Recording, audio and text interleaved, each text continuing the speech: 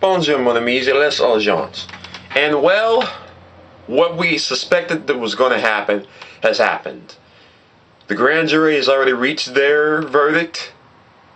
And of course, unsurprisingly, they did not indict Darren Wilson for the killing of Michael Brown.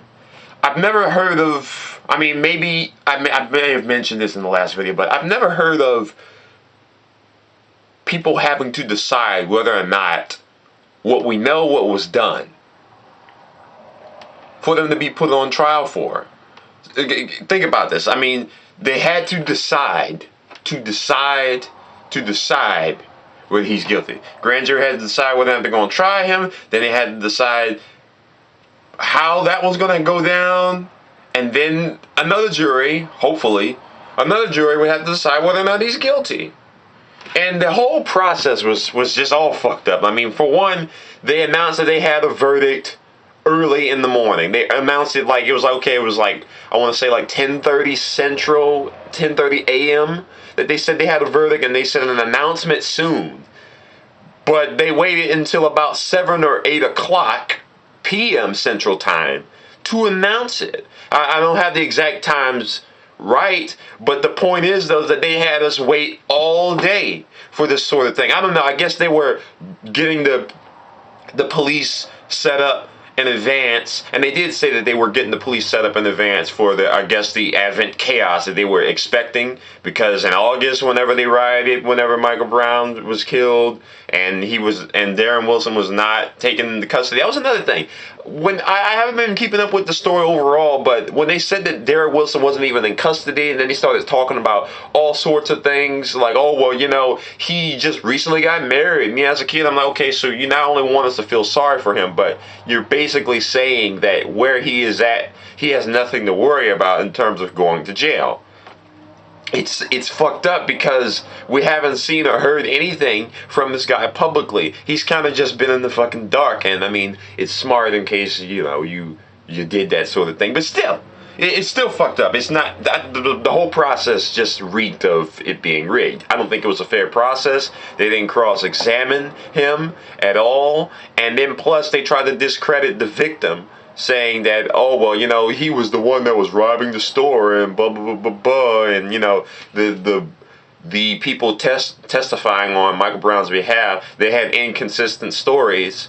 But it's like, you didn't even get the other side of the story.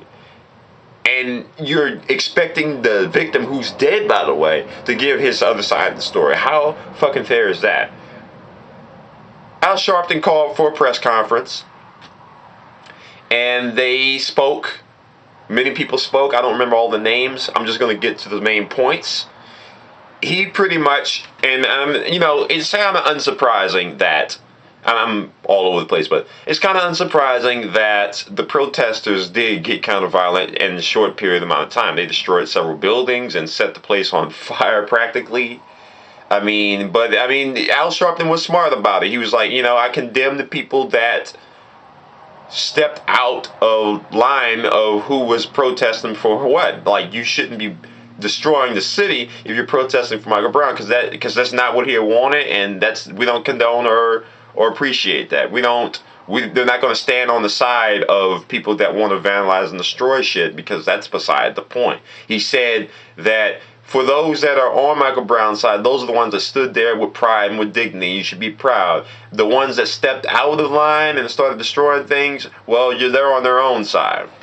Don't lower those standards. Another thing, he pretty much pwned an idiot that was there at the press conference. Like, some vlogger showed up talking about, yeah, we don't want to hear what you got to say. And he was like, I don't understand why. I understand that he doesn't want to hear me talk, but why show up to a press conference that I'm hosting? Like, did you expect anyone else to show up? You know what I'm saying? It's kind of like the people that like that or subscribe to me on Facebook to cuss me out. It just doesn't make any sense. I agree. He pretty much pwned his ass live on TV. He didn't say who it was. It's beside the point. It doesn't even matter who it is. So this whole scenario, I had a feeling that it was not going to stop here. And he even mentioned that there are other cases around the world with this sort of thing, where unfair treatment of the justice system for minorities is apparent. Not just in Ferguson and not just with Trayvon Martin. This in Baltimore and other places. And there's protests going on in Atlanta. There's protests going on in Baltimore at this moment. They're talking about boycotting for Thanksgiving and Black Friday and Christmas, and I fucking agree. Most people say, well, boycotts don't work. Well, when people actually put their minds to it and whenever strength in numbers is actually taken into account, you'd be surprised what it can do, and it will work because it hurts the numbers. Sure, not everybody is going to be on the side, but that's not the point. The point is that you send them a message. The message is that we want fair treatment. We want the shit to change for the better.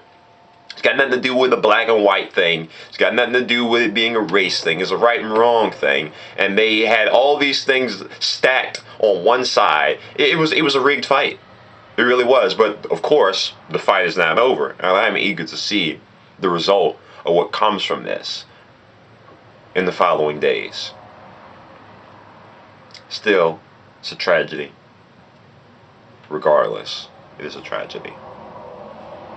For Michael Brown's mother and father, and his friends and the rest of his family. My heart goes out to them. This isn't over though. Au revoir, Muslim enemies. To much of my delight. Let me know what you think in the comment section below. Au revoir.